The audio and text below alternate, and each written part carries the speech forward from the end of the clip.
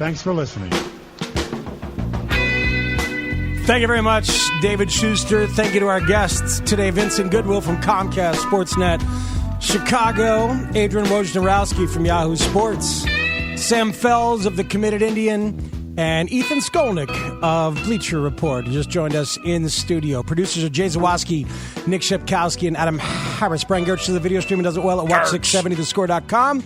Jason Kastner is our intern, and B.B. King was our soundtrack for much of the show. Yeah, Kastner rocked the purple today, too, so I put him on my Instagram. Anybody who has purple on in here today is on my Instagram, trying to promote lupus awareness, and here on Put On Purple Day, May 15th.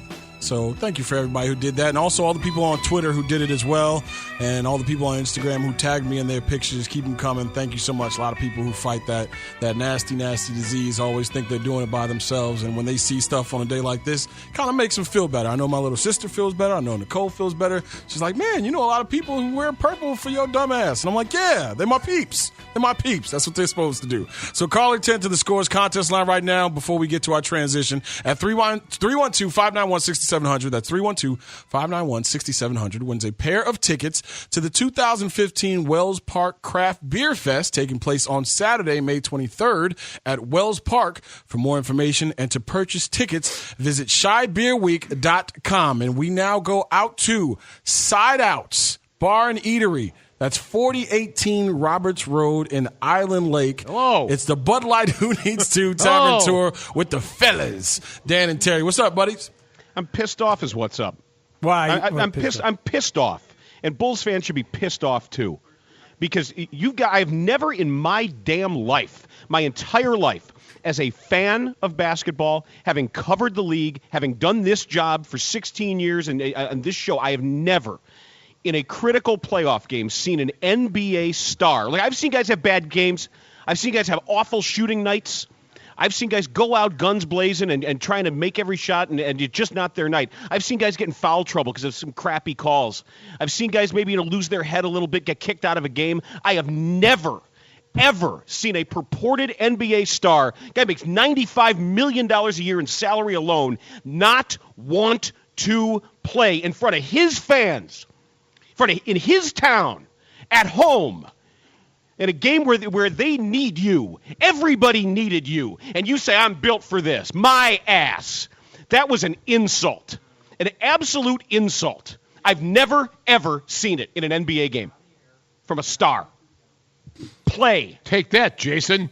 What do you mean? I don't know. I said that earlier. I said that around 9:03. I can't believe that there's not a more visceral reaction to an absolute insult to a city of people that have supported him and been behind him, and even through all the tough times, he still had this core of fans that he could do no wrong, and he does that to you? Come on. Unacceptable. You sure there's not something wrong with him? He didn't say so. Well, he didn't say so, but there is. There is. He played the too. first half. Look, I'll just try. But he says that he doesn't want any excuses, so he should get none. There's something wrong with everybody. He was 5 for 8 in the first quarter, and he was 2 for 8 the rest of the way. He only took 8 shots in the last 3 quarters. Just try. Yeah, it was a poor showing. I don't for see. That's a guy the thing who about you expected. trying. Yeah, I'm not sure he can do that every other night. I'm not sure he can explode to the basket. I'm not sure that I have a lot of stuff with him. And I'm just not sure. I mean, I don't disagree with it that you can't disappear like that on your home court in a big game. But I'm not. I just don't. I'm not sure. Now you got to go down with no bullets left. I completely agree. And I said at the beginning of the show, I think I was more upset about it on Twitter and then watching the post game afterwards. And some of the things that. A few weeks ago, I said I don't give a damn what he says anymore. Just you have to show me. That's what you have to do. But you got to show me. Try. You got to show me.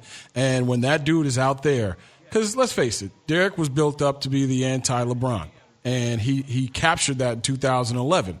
When that guy is on your home court and does what he did, you got to understand that this is the best player in the world.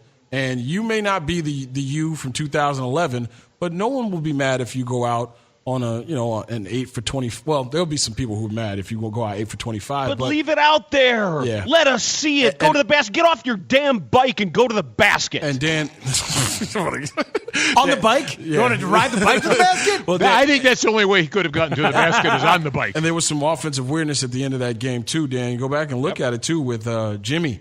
There were sets there where Derrick caught the ball and Jimmy immediately went to his side to go post up. And to me, that screams of a guy saying, all right, well, I'm going to do it now. And if you got two my turn guys who aren't as efficient as my turn guys have to be effective, then you get yourself an issue. 74 points is not allowable against that team defensively. How about 42 in the last 3 quarters? That's what I saw, Bernsey, is that whole team gave him a good punch in the first quarter, realized they were still down 2, and got defeated. And they all played like a bunch of defeated. This is the end of the Joakim Noah talking crazy everybody stuff too. Yeah, I don't.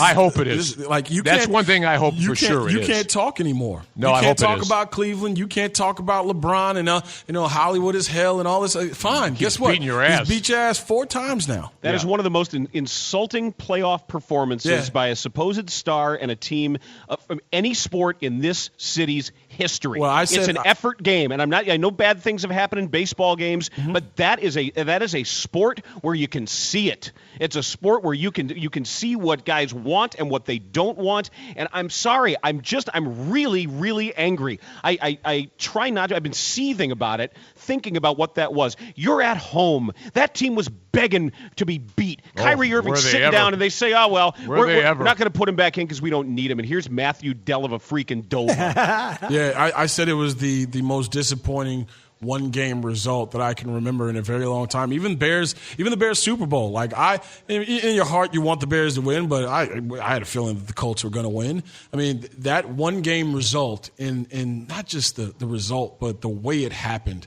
It can't go down like that. It can't happen like that for the team that can't wait for this time of the year, supposedly, and can't wait to talk how tough they are. And dudes let go last night. Dudes let go, and a team full of try hard extras. Yeah. A team full of extras. The try hard stuff went away all year. It really did. They had 31 points in the first quarter, and then with 5 minutes left in the game, they had 64.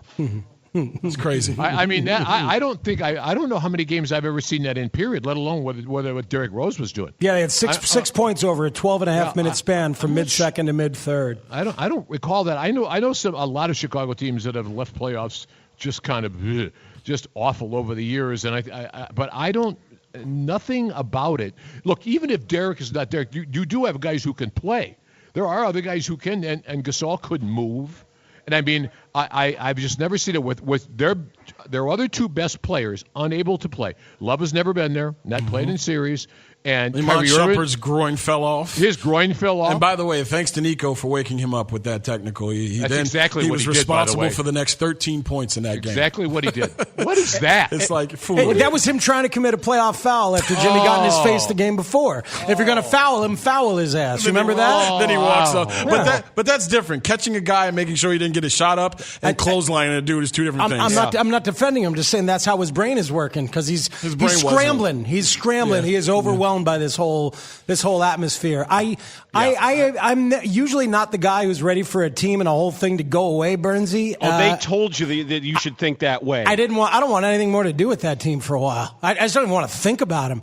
Even guys that we've defended, guys that we've gone after, doesn't matter. The whole group. I don't want any of it for a while. I'm glad they're going away. Really glad. Yeah, and now they'll hire Fred Hoiberg or Alvin Gentry, and there'll be the mystique of, well, the minutes are still catching up. Because you know what you got to do now, though?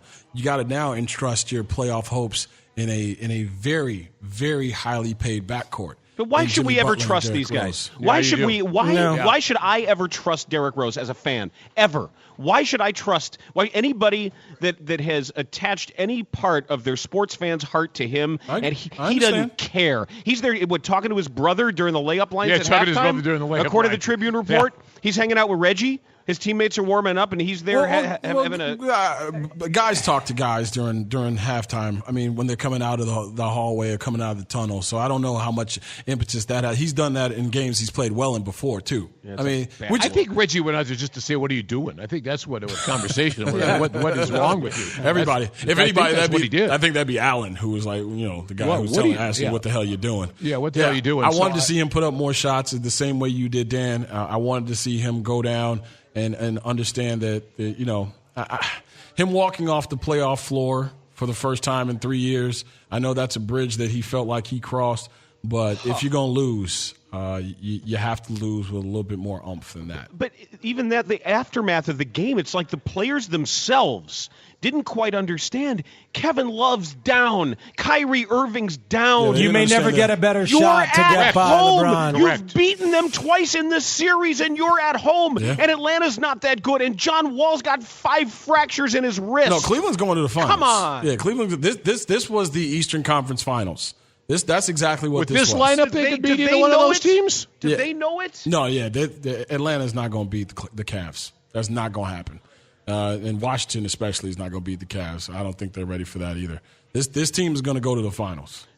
But the Bulls should be going to the finals. This team is going to the finals instead. Everything we were told to believe, everything that we were sold about the Bulls for 5 years, how hard they try, how hard they play, how deep they are, and Derrick Rose and Joakim Noah and all of it, and that is a big middle finger. Is that what that is? That entire performance, the playing, the coaching, your supposed star, this town should be angry. And instead it's kind of like, Derrick says he's put in a baseline now. Kiss my ass with your baseline. Play the damn game. Well, seriously. You know what? Even had he played, I have a bad feeling what the outcome still would have been. Fine. It might have been 70. It might have been. That's fine. Might not have been 73, but they weren't. I can live with that. I mean, the rest of them were not any good. I can live with that, but play for God's sake. I don't know what's wrong with him. He's sitting over on his bike. I don't know what he's doing. I have no idea. All I know is the rest of them suck too. He's staying loose, Terry, for that 9-minute fourth quarter stretch that he got put in for. All right, well, Bernsey, get it out today. Get out the anger.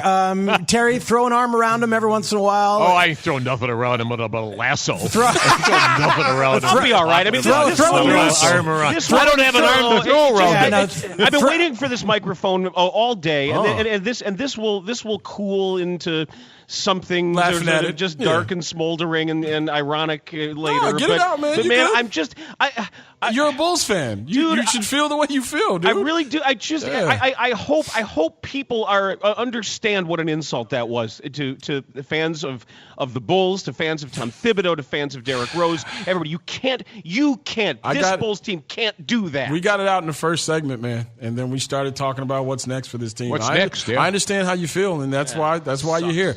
Dan and Terry are coming up. Thinking about what's next. Hey, what are you guys doing this weekend? And we're asking everybody. We're asking everybody what they're doing this weekend. It's our new segment.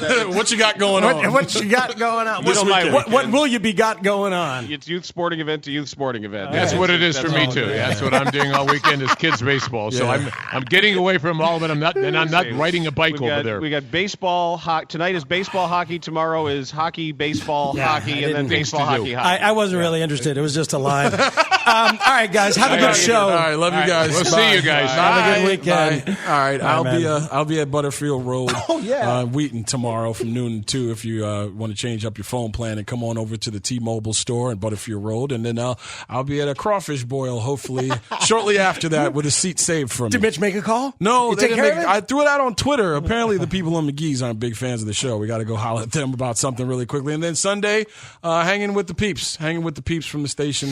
We were going to have a Game 7 party, but it doesn't seem like we're going to have that. So, Blackhawks at 2 p.m. on Sunday. There it is. Have a good weekend, everybody. Dan and Terry are coming up, and you should stay tuned because Dan might explode. He's Matt Spiegel. I'm Jason Goff. We'll talk to you on Monday at 9 o'clock.